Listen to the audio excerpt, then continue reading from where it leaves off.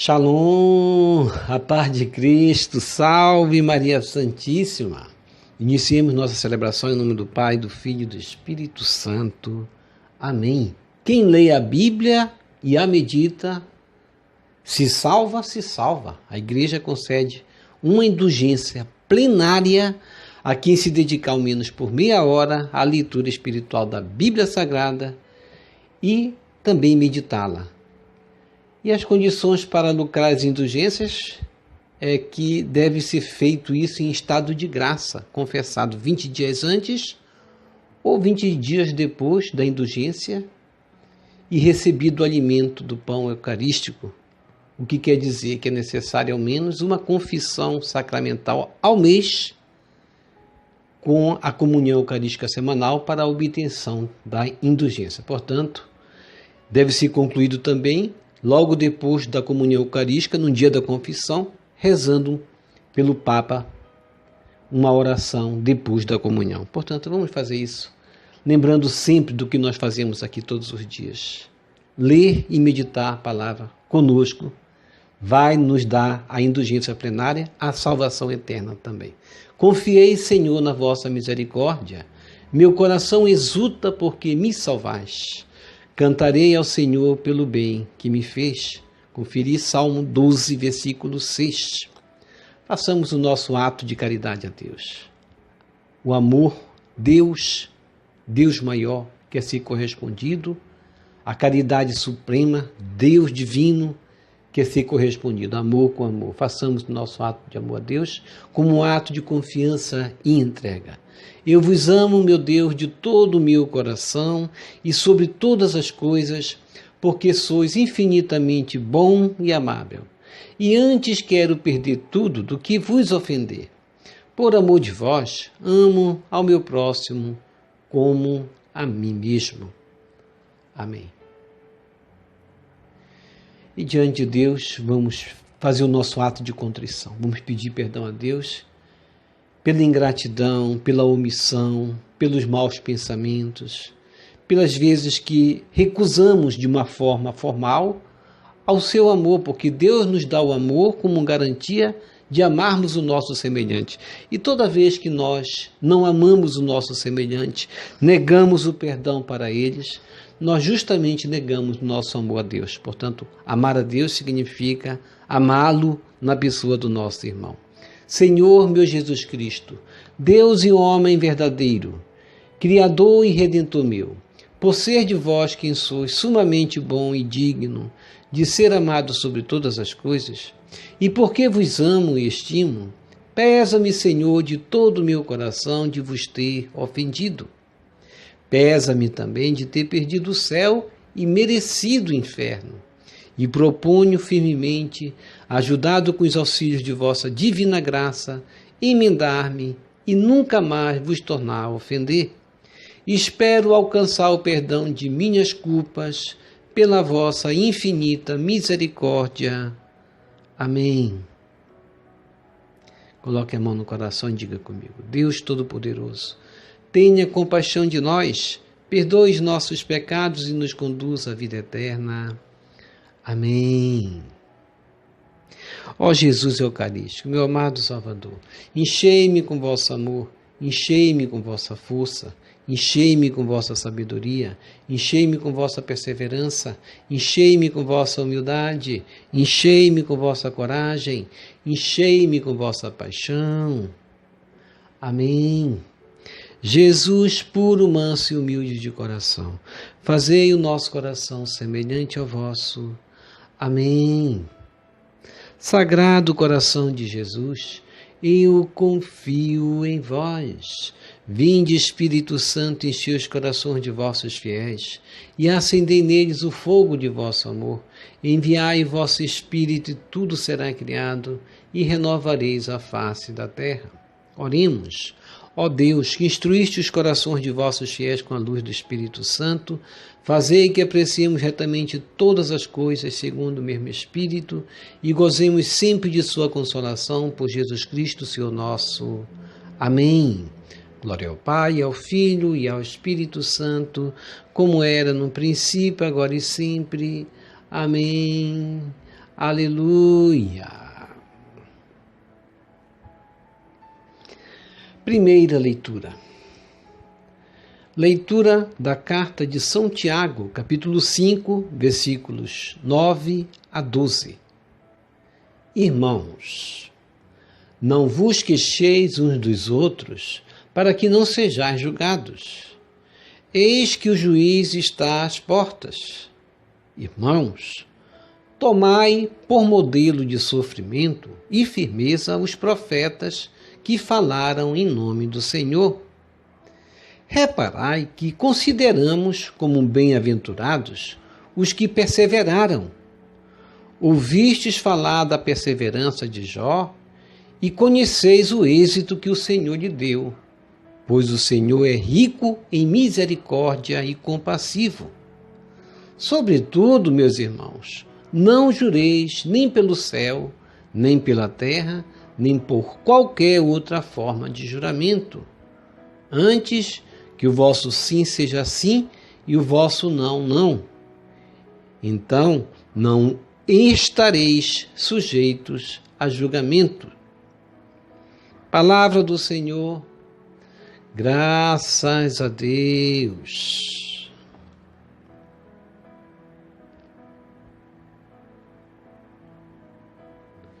Salmo responsorial, Salmo 102. O Senhor é indulgente e favorável. Reze comigo. O Senhor é indulgente, é favorável. Bendize, ó minha alma, ao Senhor, e todo o meu ser, seu santo nome. Bendize, ó minha alma, ao Senhor, não te esqueças de nenhum de seus favores. Reze comigo. O Senhor é indulgente, é favorável, pois Ele te perdoa toda culpa e cura toda a tua enfermidade. Da sepultura, Ele salva a tua vida e te cerca de carinho e compaixão. Reze comigo. O Senhor é indulgente, é favorável. O Senhor é indulgente, é favorável, é paciente, é bondoso e compassivo. Não fica sempre repetindo as suas queixas, nem guarda eternamente o seu rancor. Reze comigo. O Senhor é indulgente, é favorável. Quanto os céus por sobre a terra se elevam, tanto é grande o seu amor aos que o temem. Quanto dista o nascente do poente, tanto afasta para longe nossos crimes. Reze comigo. O Senhor é indulgente, é favorável.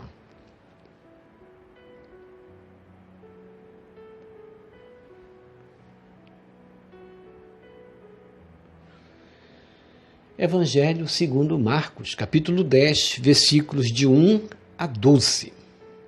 Aleluia, aleluia, aleluia. Reze comigo. Aleluia, aleluia, aleluia. Vossa palavra é a verdade. Santificai-nos na verdade. Evangelho de João, capítulo 17, versículo 17. Proclamação do Evangelho de Jesus Cristo segundo Marcos. Glória a vós, Senhor. Naquele tempo, Jesus foi para o território da Judéia, do outro lado do Rio Jordão. As multidões se reuniram de novo em torno de Jesus, e ele, como de costume, as ensinava. Alguns fariseus se aproximaram de Jesus. Para pô-lo à prova, perguntaram se era permitido ao homem divorciar-se de sua mulher. Jesus perguntou: o que Moisés vos ordenou? Os fariseus responderam: Moisés permitiu escrever uma carta de divórcio e despedi-la. Jesus então disse: foi por causa da dureza do vosso coração que Moisés vos escreveu esse mandamento. No entanto, desde o começo da criação, Deus os fez homem e mulher. Por isso, o homem deixará seu pai e sua mãe e os dois serão uma só carne. Assim, já não são dois, mas uma só carne. Portanto, o que Deus uniu, o homem não separe. Em casa, os discípulos fizeram novamente perguntas sobre o mesmo assunto. Jesus respondeu: quem se divorciar de sua mulher e casar com outra, cometerá adultério contra a primeira. E se a mulher se divorciar de seu marido e casar com outro, cometerá adultério. Palavra da salvação, glória a vós, Senhor. Que as palavras do Santo Evangelho nos purifique e nos perdoe de todos os nossos pecados.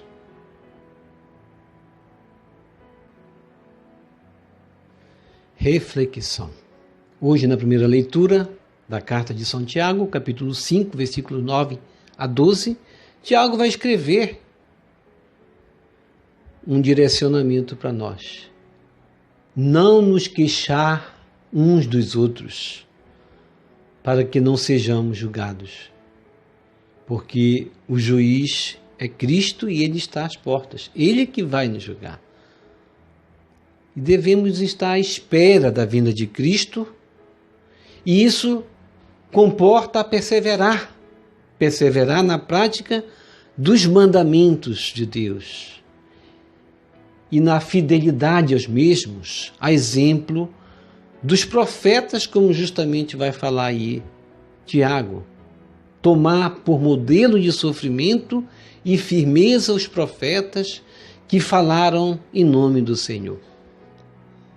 Aqui justamente reside a força profética de Tiago ao falar para as igrejas do seu tempo e para as igrejas atuais, para tomarmos assim essa atitude de estar zelando pela fé um do outro e não julgar.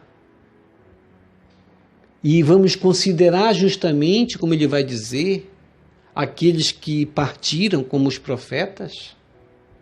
Isso quer dizer que no tempo da igreja primitiva se observava esse ato de justamente olhar para a vida daqueles que foram exemplos, como nós católicos fazemos isso, de olhar para a vida dos santos. Tiago está dizendo, olhai para a vida dos profetas que partiram, desses que já falaram e vivenciaram como deveria ser vivenciado a palavra, com temor. É isso que Deus quer para nós também. E vamos assim buscar perseverar como não ouvintes somente, mas como praticantes. E isso resume-se justamente em observar a vida dos profetas e observar a vida de Jó, por exemplo, como justamente cita aí Tiago, a vida de Jó, que teve êxito na sua vida porque perseverou na misericórdia divina. E Deus é misericordioso e compassivo e nos dá, no final, o prêmio eterno, o prêmio da coroa da vida eterna. E Tiago vai dizer também para nós não jurarmos nem pelo céu. E, como sempre falamos aqui, Tiago foi um discípulo direto de Jesus. Ele viu Jesus, esteve perto de Jesus, e Jesus falou em outro momento isso também. Não jureis de modo nenhum por nada, não devemos jurar. E nem cobrar do outro também. Tu jura, isso você também comete o pecado de esforçar o outro ter que jurar. Nem nós devemos jurar de livre e espontânea vontade e nem devemos forçar o outro a jurar também.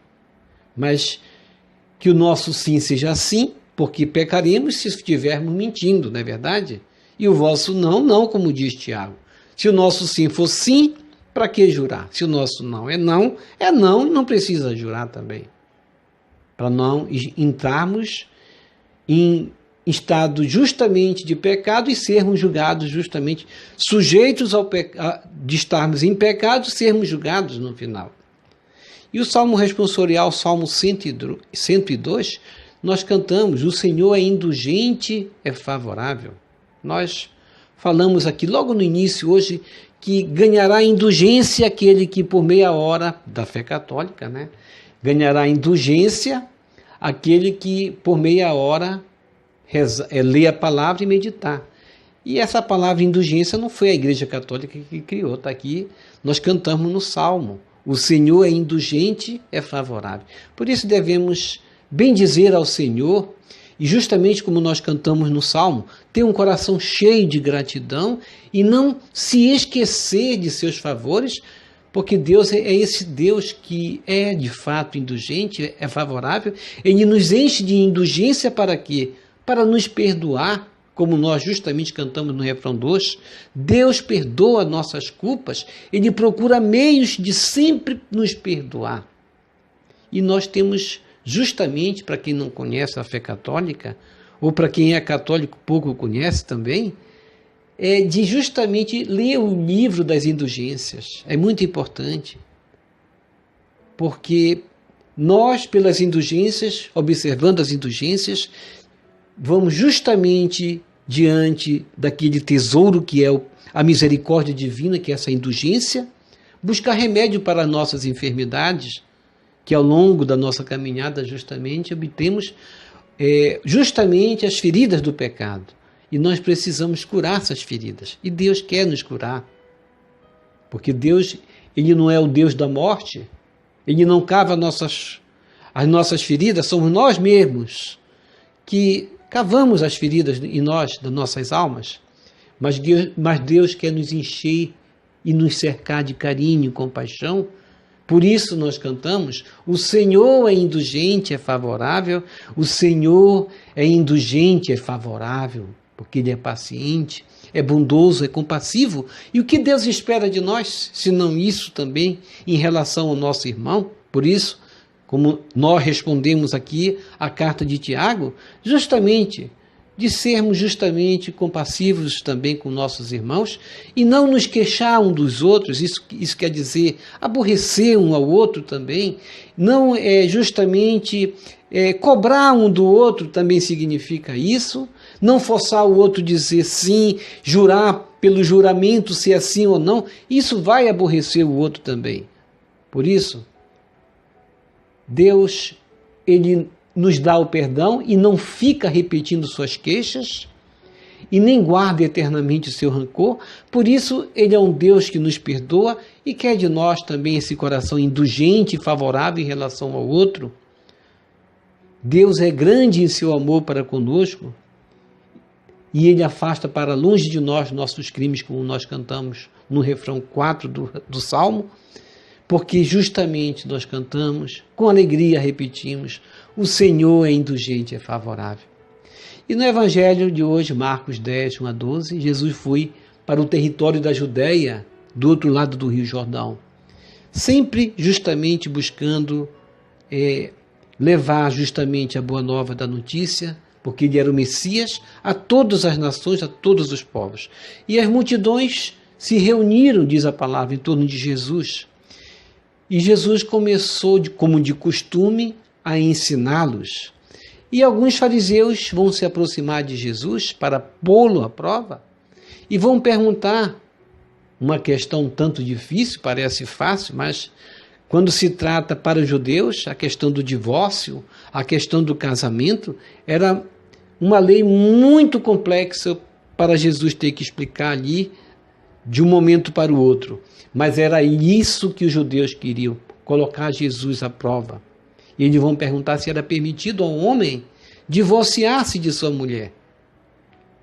Em terra judaica, dessa forma, Jesus é provocado por alguns fariseus sobre uma questão que para os judeus era tido como tolerância e sinal de intolerância também. E Jesus vai perguntar, o que Moisés vos ordenou? E os fariseus vão responder o quê?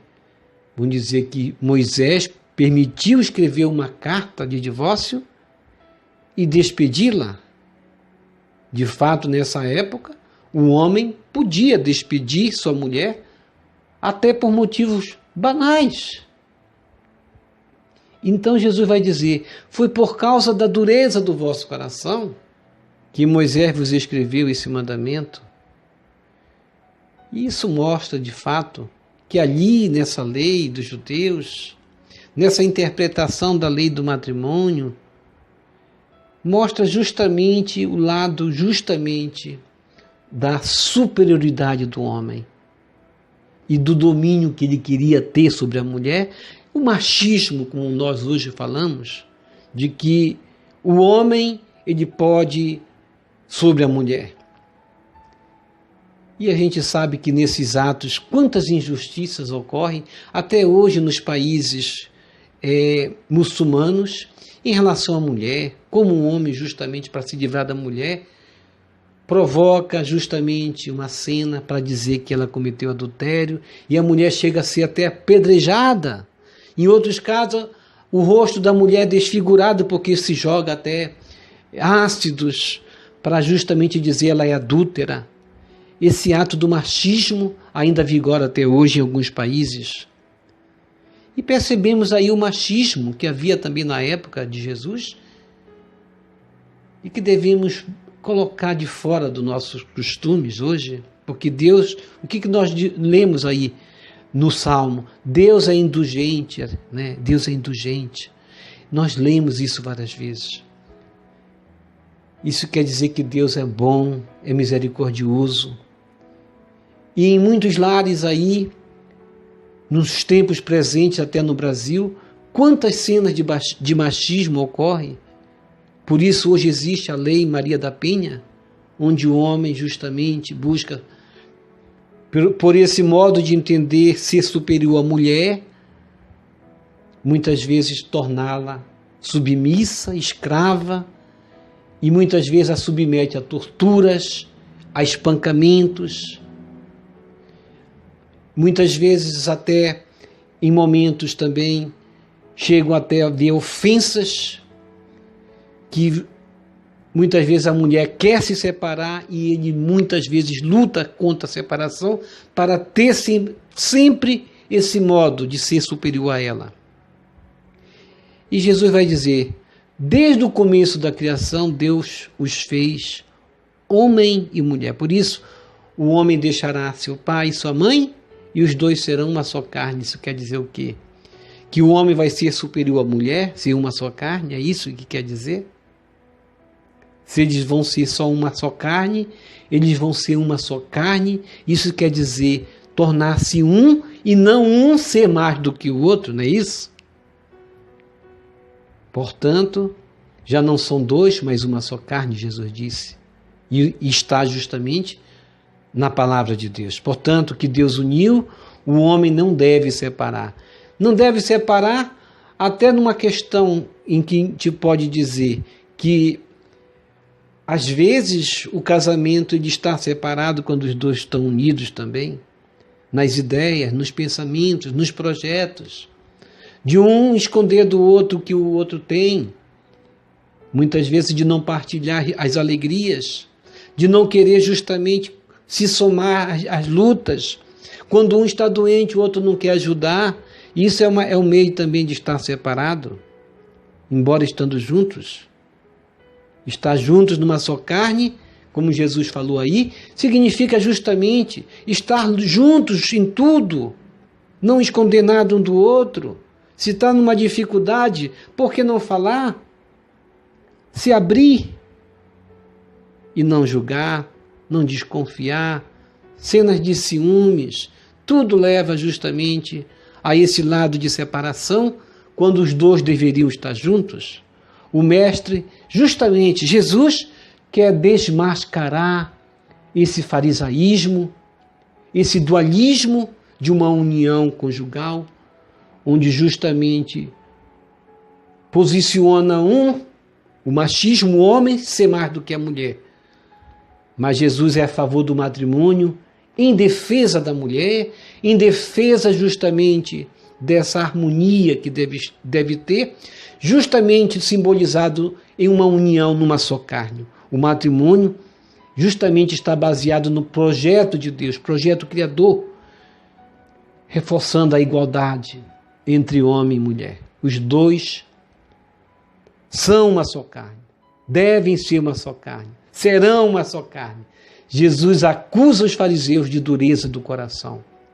Isso significa um coração fechado, insensível, um coração intolerante, um coração sem misericórdia, sem amor, de ver justamente por esse lado de o que devo fazer, ou seja, colocar as tradições, o farisaísmo, o negacionismo, naquilo que poderia ser harmonia, tolerância, porque o casamento ele deve ser entendido dessa forma, como Jesus coloca, no sentido de que os dois devem caminhar juntos. Não existe um mais perfeito do que o outro.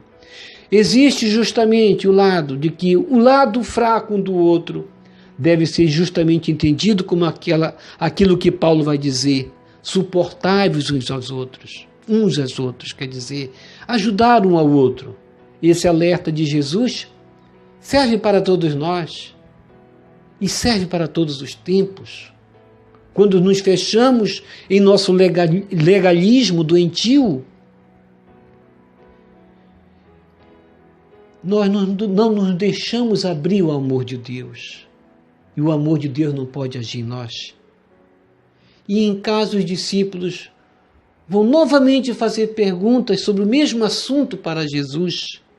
E Jesus vai responder: quem se divorciar de sua mulher e casar com outra, cometerá adultério contra a primeira. Portanto, não deve haver separação. Divórcio não é consórcio, onde hoje eu estou bem, vou estar contigo, amanhã estou mal, não vou estar contigo. Mas, infelizmente, os casamentos, na maioria das vezes, parecem um consórcio. Se ele está bem, eu estou do lado dele. Eu vou procurar o homem que satisfaça as minhas regalias, que me dê a melhor casa, que me dê o melhor vestido, a melhor roupa. Isso não é casamento, é consórcio.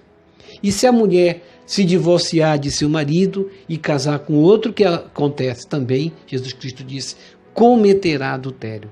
Portanto, vamos hoje entender o lado do casamento como um lado da harmonia, do amor de Deus nas nossas vidas. Deus quer nos unir no seu amor. E assim como justamente aconteceu em Jesus falar para os discípulos, falou para os fariseus, ele fala assim para nós também. O que Deus uniu, o homem não pode separar. Ó Jesus, divino mestre, revelar-te que fazer o bem em favor do outro é a atitude que nos aproxima de Deus. De fato, todo homem deve unir-se nesse bem, porque o casamento, ele não é um consórcio, mas uma união em prol da família. Ajuda-nos, Jesus, a evitar o farisaísmo e a praticar o bem, a caridade, em prol um do outro. Amém.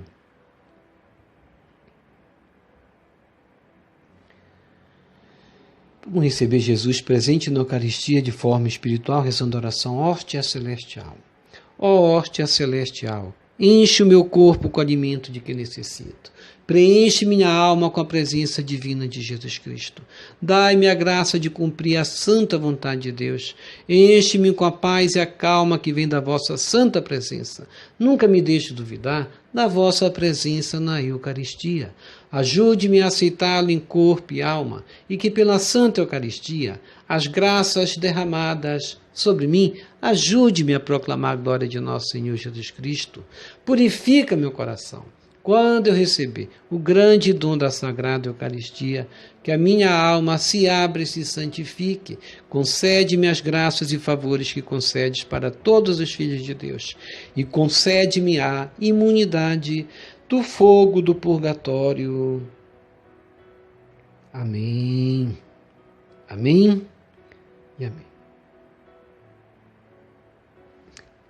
Quem lê a palavra se salva, nós já lemos. Agora, quem reza se salva também. Portanto, vou deixar o link aqui embaixo para nós rezarmos agora as laudes. Vamos cantar os hinos, cantar louvores a Deus, como diz justamente Tiago na sua carta, capítulo 5, versículo 13. Se estás triste, rezai os hinos. Vamos nos alegrar. Portanto, Vamos tirar a tristeza do nosso coração, rezando conosco agora as laudes. Obrigado por sua preciosa participação. Deixa aqui embaixo seu like, inscreva-se, toque no sino das notificações, compartilhe esse vídeo com as suas redes sociais, com seus queridos, com seus amigos. Deixe os seus comentários para nós rezarmos por você, pela sua santificação, pela sua conversão. E que o Senhor nos abençoe a todos. Shalom. A paz de Cristo. Salve Maria Santíssima, Jesus misericordioso, eu confio em vós. Salve lírio branco da Santíssima Trindade, rosa brilhante que embeleza o céu. Salve Santa Mãe de Deus.